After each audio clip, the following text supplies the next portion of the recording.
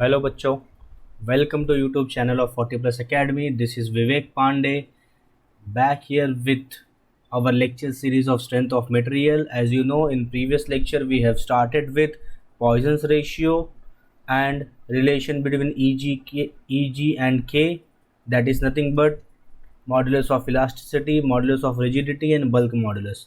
So let me just remember you what we have done in previous lecture. We have started with Poisson's ratio and later on we move on to see the relation between Eg and K.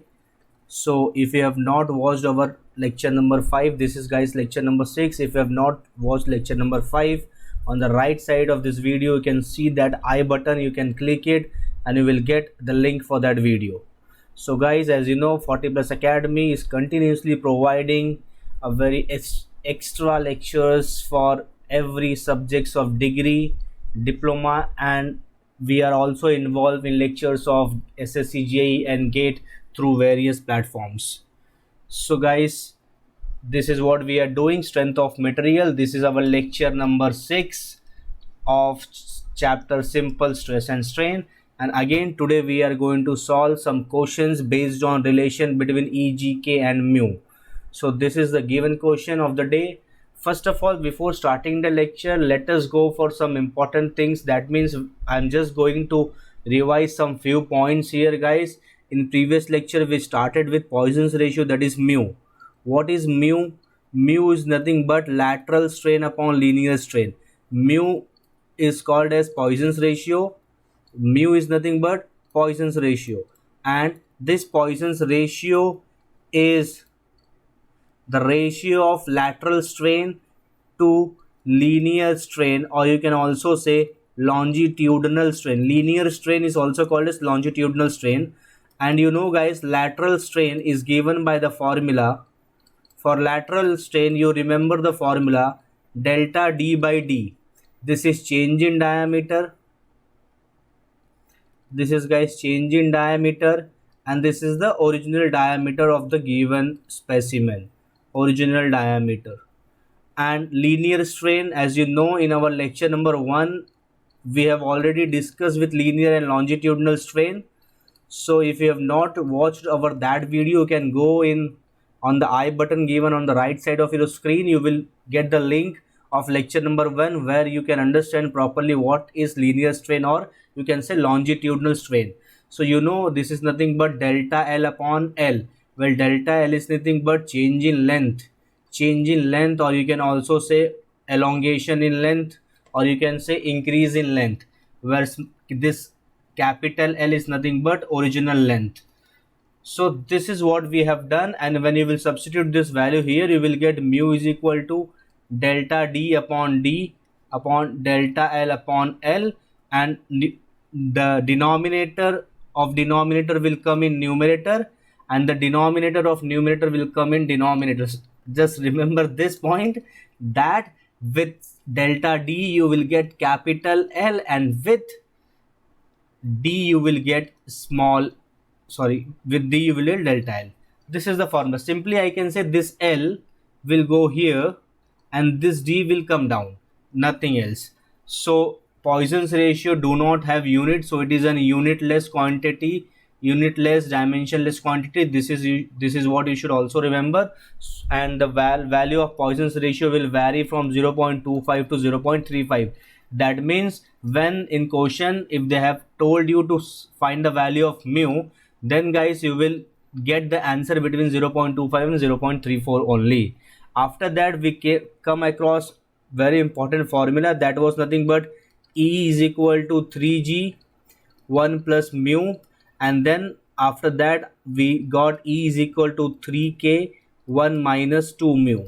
So this is what we have done in our previous lecture, and based on this formula and this formula, and you should also remember one formula, that is delta L is PL upon AE. So by using this formula we have already solved two questions in our lecture number 5. So today we are going to solve another two questions from this lecture based on the same formula guys. So be ready so that we can quite easily you can understand this. So now we are moving to the today's lecture, that is lecture number 6 of the day. You can see the question on your screen. A circular bar. बहुत ध्यान से देखो जरा, question सबसे important तो question पढ़ना है, उसके बाद बच्चों सबसे ज़रूरी होता है डेटा लिखना, क्या दिया गया है, और यहाँ पे टू फाइंड में लिखता हूँ आपके राइट साइड में, तो बहुत अच्छे से इसको समझने की कोशिश करते हैं। A circular bar of 30 mm diameter, diameter कितना दिया है 30 mm, तो चलो लेते हैं डायमीटर डी, ओरिजिनल डायमीटर है तो डी लेंगे बच्चों। How much it is given 30 mm, look at the unit mm चलेगा बच्चों। मैंने आपको बोला है सॉम में हम लोग क्या करेंगे, जो भी लोड रहेगा उसको न्यूटन में रखेंगे बच्चों, और जो लेंथ हो गया, ब्रेथ हो गया, डायमीटर हो गया, रेडियस हो गया, थिकनेस हो गया, इन सबको किस में रखने का, mm में। तो आपकी यूनिट न्यूटन mm में आती है, ऐसा न्यूटन पर mm स्क्वायर में आती है। ये सब चीज़ें मैंने प्रीवियस लेक्चर्स में सब कवर किया है, तो प्लीज़ अगर आपको ये अच्छे से समझना है तो प्रीवियस लेक्चर की जो सीरीज़ है सब कुछ हमारे प्लेलिस्ट में मौजूद है, वहाँ से देखते हुए आएंगे तो लेक्चर नंबर 6 बहुत अच्छे से समझेगा आपको। अगर ऐसा तो भी अगर आप इसको देखो, बहुत अच्छे से मैं समझाने की कोशिश करता हूँ। I will do my best here. Subjected to a pull of 60 kilo newton, pull दिया है मतलब लोड दिया है, पी दिया है बच्चों, 60 किलो न्यूटन दिया है। सो कहीं ना कहीं आप देखोगे तो मैंने अभी बोला न्यूटन में रखना पड़ेगा, तो this is nothing but 60 × 10⁻³ Newton guys. Next, measured elongation on a gauge, बहुत ध्यान से, this line is very important. What is gauge length?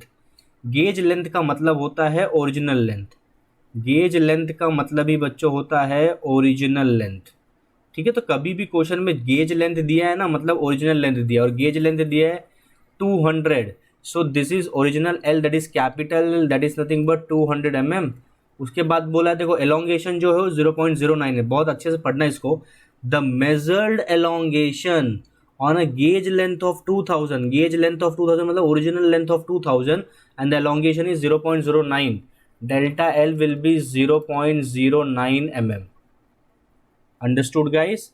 And the change in diameter is, change in diameter, that means they have already given delta D to you, and delta D given is 0.0039 mm. Understood? कोई doubt है यहाँ पे? तो ये सारी data हमको दिया गया है। अब फाइंड करने क्या बोला, जरा ध्यान से समझो जरा। पहला उन्होंने बोला है पॉइजन्स रेशियो फाइंड करना, तो बच्चों the first thing that we have to find is the value of mu, okay. Second is Young's modulus. देखो यंग्स मॉडुलस को हम लोग एक नाम और देते हैं जिसको हम लोग बोलते हैं modulus of elasticity, okay. Young's modulus को हम लोग मॉडुलस ऑफ इलास्टिसिटी भी बोलते हैं, तो ज़रा इसको समझ लो अच्छे से बच्चों। तो इसको हम लोग ई से भी डिनोट करते हैं और यंग्स मॉडुलस को हम लोग वाई से डिनोट करते हैं, तो दोनों ये बात एक ही है, इसलिए मैं वाई नहीं लिख रहा हूँ, ई लिख रहा हूँ। क्या लिख रहा हूँ बच्चों? ई। यंग्स मॉडुलस मतलब ई भी आप ले सकते हो और वाई भी ले सकते हो, one and the same meaning, okay. Next, modulus of rigidity, जैसा कि आप जानते हो प्रीवियस लेक्चर में सब डिस्कस हुआ है, मॉडुलस ऑफ रिजिडिटी बच्चों जी होता है। सो इतना डेटा आपको दिया गया है और ये सारी चीज़ें आपको फाइंड करनी है। तो म्यू निकालने के लिए अभी आपने फॉर्मूला देखा, तो पहली चीज़ आप जानते हो म्यू निकालने के लिए the formula is lateral strain, lateral strain upon linear strain, linear strain. तो लैटरल स्ट्रेन का फॉर्मूला बच्चों होता है डेल्टा डी बाई डी, और यहाँ पे लीनियर स्ट्रेन का फॉर्मूला जो होता है वो डेल्टा एल बाई एल होता है। कुछ लोग सोचते रहेंगे सर टेक्स्ट बुक में यहाँ माइनस दिया है, यस बच्चों वहाँ माइनस है, लेकिन कैलकुलेशन करते टाइम हम लोग माइनस यूज़ नहीं करेंगे, प्लस ही यूज़ करेंगे, क्योंकि माइनस साइन सिर्फ ये बता रहा है, ध्यान से सुनो, माइनस साइन का मतलब क्या होता है, अगर आपका लेंथ एलोंगेट हो रहा है तो डायमीटर रेड्यूस हो रहा है, डायमीटर रेड्यूस हो रहा है ना बच्चों, इसलिए डायमीटर के सामने माइनस आता था, तो वो साइन कन्वेंशन है, मतलब एक बढ़ रहा है तो दूसरा कम हो रहा है, सिर्फ वो रिप्रेजेंट करता है माइनस साइन। कैलकुलेशन में आपको उसको कहीं भी यूज़ करना नहीं है, understood. So delta D by D, अब सब वैल्यूज आपके पास है। डेल्टा डी की वैल्यू बच्चों आपके पास 0.0039 है, कैपिटल डी की वैल्यू 30 है, डिनोमिनेटर में डेल्टा एल की वैल्यू आपको दिया है 0.09, और बच्चों आपके पास कैपिटल एल का वैल्यू 200 है। बस इसको आप कैलकुलेटर में आप पुट करोगे, आपको म्यू का आंसर मिल जाएगा। What is the value of mu you are going to get in, that is nothing but 0.29, 0.29 मिलेगा। और मैंने आपको पहले ही बताया था कि इसका जो रेंज है आंसर का ये 0.25 से 0.34 के बीच में रहता है।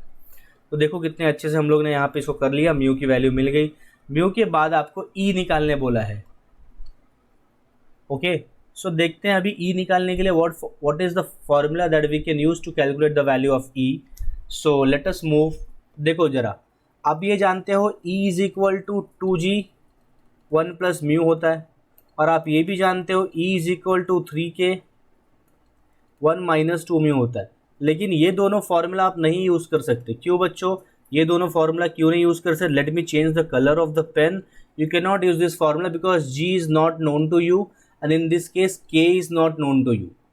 अगर आपको जी ही नहीं पता है, क्योंकि देख लो जी तो फाइंड करने बोला है, you have to calculate the value of G, और आपको कहीं भी के की वैल्यू भी नहीं दी है क्वेश्चन में, तो you can not use both the फॉर्मूले.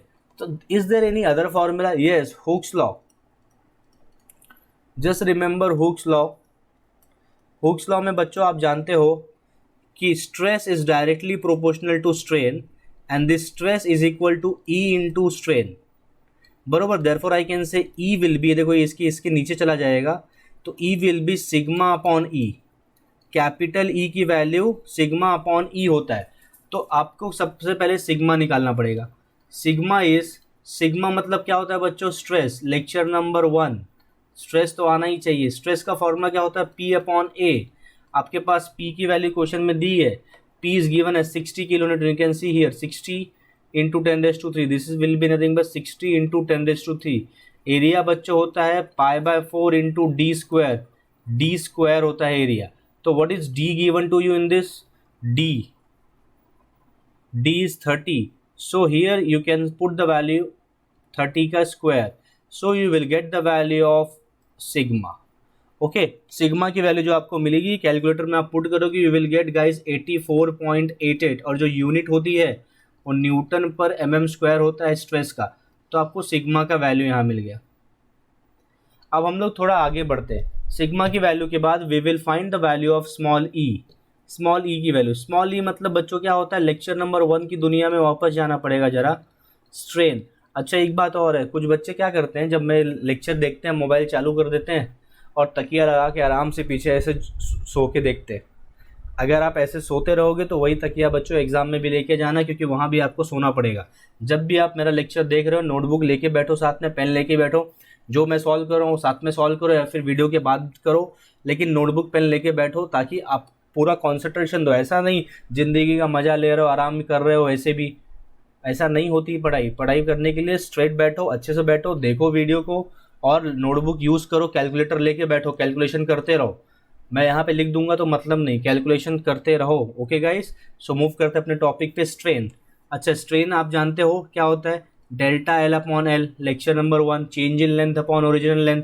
अच्छा, डेल्टा एल की वैल्यू क्या आपके पास है? Yes, you have the value of delta L, that is nothing but 0.09. And what is the value of capital L? Capital L की value बच्चों 200 है. So we will put 200 here. So आपको E मिलेगा. जैसे आप ये कैलकुलेटर में put करोगे आपको ई की वैल्यू 4.5 इंटू 10⁻⁻4 मिल जाएगी बच्चों. बस अब आप ई की वैल्यू और सिग्मा की वैल्यू दोनों यहाँ डाल दो. So this capital E will B 84.88 upon 4.5 into 10⁻⁻4. तो आपको ई की वैल्यू बच्चों मिलेगी. इसको कैलकुलेटर में वापस आपको इस वैल्यू को पुट करना है.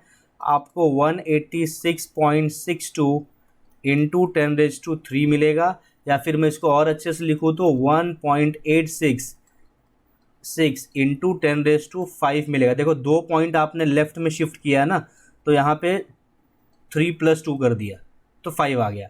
तो आप ऐसा कर सकते हो, लेकिन आपको ऐसा नहीं करना रहेगा तो भी चलेगा. आप ये वैल्यू यूज़ करोगे then also it is right. Understood. E मिल गया. तो पहला काम था म्यू फाइंड करना बच्चों, म्यू निकाल दिया, ई निकाल दिया. The next they are telling us to find out G. अब क्या बोले उन लोग? जी फाइंड करो. जी, अरे कितना मस्त है जी. देखो आपको ई पता है ई, म्यू पता है म्यू, क्या चाहिए जी. बस ये फॉर्मूला यूज़ करो, जी मिल जाएगा. So you know that E is equal to 2g 1 plus mu. E की वैल्यू कितनी आई है बोल दो जरा फटाफट. 186.622 into 10⁻³ is equal to 2 into G. ऐसी रखो. What is 1 plus mu? Mu की वैल्यू बच्चों कितनी आई है दिखा देता हूँ मैं आपको. 0.29 is the value of mu. तो दिस इज 0.29 0.29। ओके, अब क्या करोगे, देखो ये 2 मल्टीप्लाई बाय, ये दोनों को ऐड करो कैलकुलेटर में, 1.29 मिलेगा, इंटू जी, यहाँ पे 186.622 है। कैलकुलेशन बहुत ध्यान से करो, बहुत से बच्चे सब कुछ कर लेते लेकिन कैलकुलेशन गड़बड़ का। अभी कुछ लोग क्या करते हैं, देखो मैं बताता हूँ एग्जाम में आपसे गलती क्या होती है वो देख लो जरा। आप क्या करते हो, 2 × 1.29 अपॉन 186.622 इंटू 10⁻³ ऐसा कर देते हो। आप थोड़ा गड़बड़ कर देते हो, आप इसको इसके नीचे ला देते हो और जी लिख देते हो, ये this is wrong. You have to take this on this side and then your G will become single alone. So this is wrong, you should not do like this. तो आएगा G will be is equal to 186.622, ये वाला उधर ही रखो और इसको ना इधर लेके जाओ, समझा। तो 186 इंटू 10⁻³ यही गलती मैंने बहुत सारे कुछ बच्चों रीचेकिंग का पेपर मेरे पास लेके आते हैं, फोटो कॉपी मंगाते हैं क्लास में, तब मैं देखता हूँ। तो सबसे बड़ा मिस्टेक मुझे ना, जो जितने लोग भी फोटो कॉपी मंगाते हैं ना, फोटो कॉपी जितने भी बच्चे मंगाए ना, सबके पेपर में मुझे यही गलती मिलती है। बाद में बोलते सर मैंने सब कुछ राइट किया था, ये आंसर रॉन्ग है उसकी वजह से। और इसमें क्या करता है, कोई कोई एग्जामिनर 4 मार्क्स में एक भी नहीं देता है, तो हालत ख़राब हो जाती है। ऐसे केस में क्या करोगे, so this is nothing but 2 × 1.29। अब आपको जी की वैल्यू यहाँ मिल जाएगी, that will be 72.33 into 10⁻³ Newton पर mm²। अगर इसको न्यूटन पर mm² नहीं लिखना है तो आप MPa भी लिख सकते हो, कोई प्रॉब्लम नहीं, दोनों की बात मतलब एक ही है, समझ गया। तो ये आपके डिप्लोमा के टेक्स्ट बुक से लिया गया है और ये पेज नंबर 3.14 में है मॉस के टेक्स्ट बुक में बच्चों।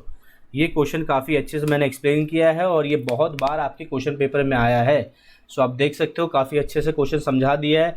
यहाँ पे समझाने में मुझे 20 मिनट लगा हो, लेकिन आपको इसको एग्ज़ाम में अच्छे से सॉल्व करने के लिए 10 से 12 मिनट लगेगा, उससे ज़्यादा नहीं लगेगा। और क्योंकि ये क्वेश्चन 4 से 6 मार्क्स देगा तो इसको काफ़ी अच्छे से कर लो। सिर्फ इतना ही नहीं, आज की आपके लिए एक और बेहतरीन क्वेश्चन आया है सामने, और ये हमारा लास्ट क्वेश्चन है। This is the last question based on topic of EG&K, and after that we are going to start with in next lecture temperature stresses। देखो EG&K पे एक क्वेश्चन आता है 4 नंबर का, फिर एक क्वेश्चन आता है टेम्परेचर स्ट्रेसेस पे 4 नंबर का, और ये आप देख सकते हैं आपके स्क्रीन पे क्वेश्चन नंबर 2 आ चुका है। इसको भी हम लोग सॉल्व करते हैं काफ़ी अच्छे से, फिर हम लोग आगे बढ़ेंगे। ओके, देखो जरा एक बार क्वेश्चन को सबसे पहले अच्छे से पढ़ना ज़रूरी है, तभी आप इसका सॉल्यूशन बना सकते हो। ओके, तो मेरा स्टाइल कैसा है, सबसे पहले तो डेटा लिखने का, डाटा, चलो भाई डाटा लिख देते हैं। उसके बाद टू फाइंड, किसी बच्चों को यहाँ पसंद रहेगा तो जीवन भी लिख सकते हो, गिवन, इसको मैं जीवन पढ़ता हूँ।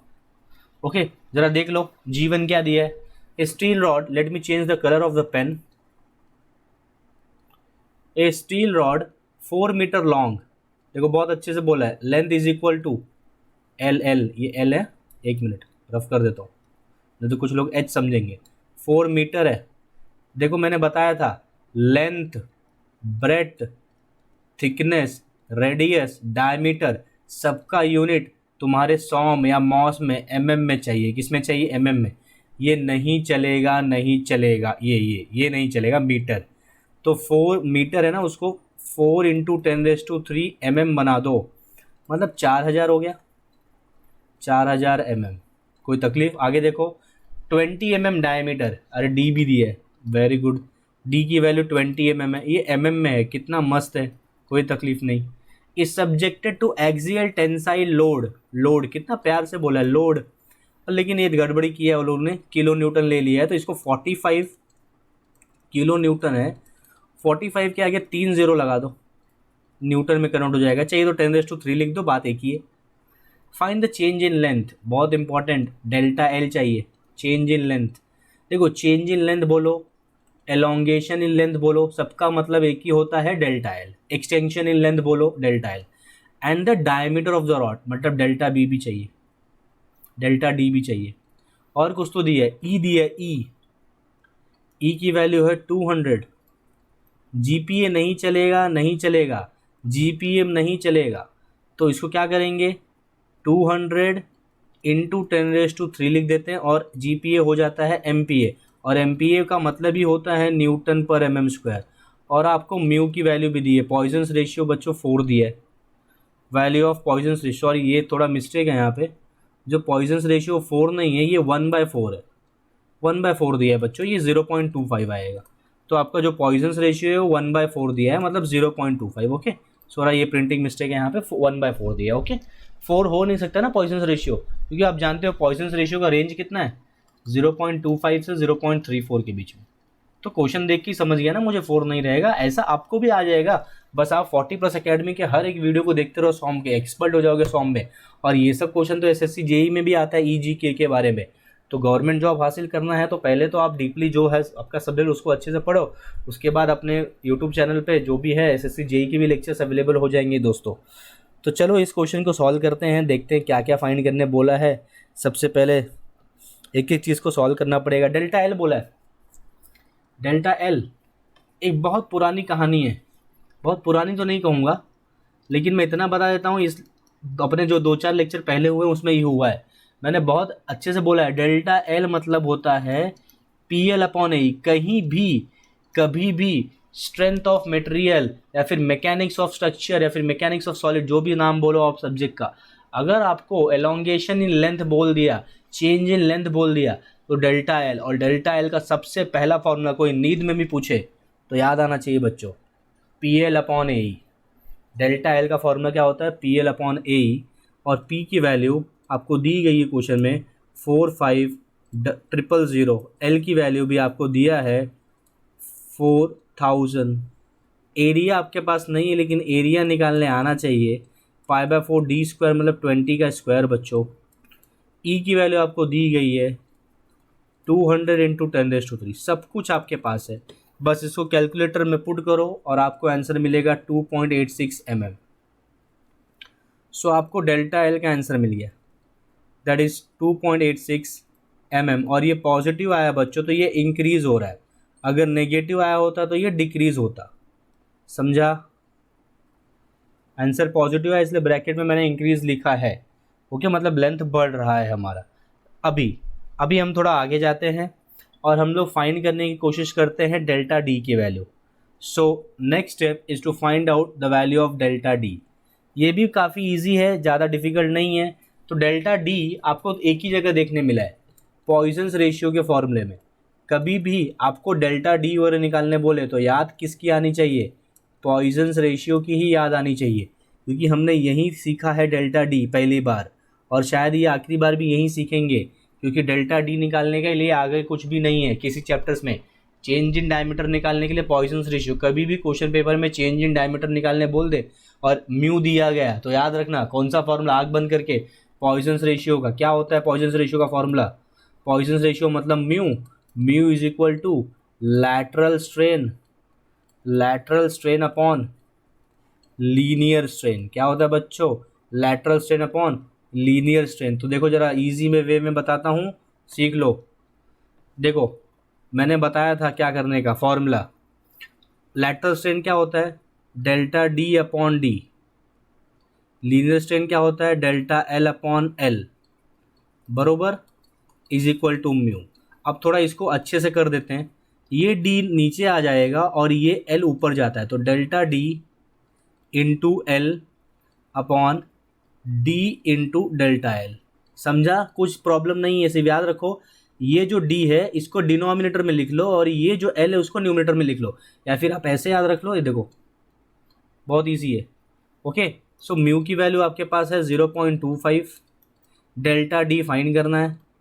कैपिटल एल का वैल्यू आपको पहले से दिया है जो कि 4000 है, और डेल्टा डी का वैल्यू आपको क्वेश्चन में दिया है, सॉरी डी की वैल्यू आपको क्वेश्चन में दी, डेल्टा डी तो आपको फाइंड करना है। The value of D is 20, और डेल्टा एल का वैल्यू भी आपको क्वेश्चन में बहुत अच्छे से दिया है। देख लो जरा, डेल्टा एल की वैल्यू आपने निकाली है, देख लो यहाँ पे डेल्टा एल 2.86, तो you will put the value 2.86। तो कितना ईजिली सॉल्व हो गया। आप कैसे सॉल्व करते देखो इसको, ये दोनों आपस में मल्टीप्लाई हो जाएंगे तो आपको क्या मिलेगा, delta D is equal to, ये दोनों आपस में मल्टीप्लाई हो जाएंगे तो मिलेगा 0.25 इंटू 20 इंटू 2.86, और ये जो है ना, ये जो उसके बाजू में है वो इनके नीचे आता है। अगर ये टेक्निक आपको नहीं मालूम तो देखो मैं सिखा देता हूँ पहले एक बार। कुछ बच्चे होते हैं डिप्लोमा वाले बहुत वीक होते हैं, उनके लिए मुझे यहाँ ज़रा सॉल्यूशन ये सॉल्व करके देता हूँ मैं, ताकि हर एक बच्चों को तकलीफ़ ना हो किसी को भी। डेल्टा डी इंटू 400 ऐसे रख दिया, ये न्यूमरेटर ऐसे रख दिया, इन दोनों को मल्टीप्लाई कर दिया तो क्या आया 0.25 इंटू 20 इंटू 2.86। अब नेक्स्ट स्टेप में क्या करने का, delta D is equal to 0.25 into 20 into 0.86 upon, अब इसको इसके नीचे लेके जाने का, वही तो मैंने पहले भी किया था, बात तो एक ही है। इस ऐसे आपको मिलेगा डेल्टा डी की वैल्यू, आप इसको कैलकुलेटर में पुट कर दो। जैसे ही आप कैलकुलेटर में पुट करोगे बहुत छोटा आएगा, 0.03575 mm। अच्छा, ये तो आंसर आ गया आपका, लेकिन ये डेल्टा डी की वैल्यू इंक्रीज है कि डिक्रीज है? कोई बता सकता है कि यहाँ पे इंक्रीज आएगा कि डिक्रीज आएगा ब्रैकेट में? अब तुम लोग बोलोगे सर आंसर पॉजिटिव आया है, आंसर प्लस में आया है ना, तो बच्चों ये इंक्रीज होना चाहिए, लेकिन यहीं बच्चे गड़बड़ कर देते हैं, यहाँ डिक्रीज आएगा। क्यों डिक्रीज आएगा? क्योंकि याद रखो, कभी भी अगर लेंथ इंक्रीज होता है, अगर लेंथ इंक्रीज होता है तो डायमीटर ऑटोमेटिकली डिक्रीज होता है। अगर लेंथ पॉजिटिव है तो डायमीटर बच्चों नेगेटिव आएगा। पॉइजन्स रेशियो के फॉर्मूले में हमने देखा है यहाँ माइनस होता है, क्या होता है? माइनस होता है, याद करो, लेकिन वो हम कैलकुलेशन में यूज़ नहीं करते। समझ गया? तो इससे हमारा एक बहुत बेहतरीन लेक्चर ख़त्म होता है आज, लेक्चर नंबर 6। यहाँ से दोनों क्वेश्चन काफ़ी इंपॉर्टेंट है, अच्छे से कर लेना। तो बच्चों अगर ये वीडियो पसंद आया हो आपको, प्लीज़ इस वीडियो को लाइक कर दें, अपने दोस्तों में शेयर करें जो डिप्लोमा या डिग्री कर रहे हैं, और सबसे इम्पॉर्टेंट सब्सक्राइब करना ना भूले guys. So thank you very much, we will meet once again in the next lecture with a very important topic of temperature stresses, जो आपको डिप्लोमा में 4 नंबर पक्का देगा। Thank you so much guys.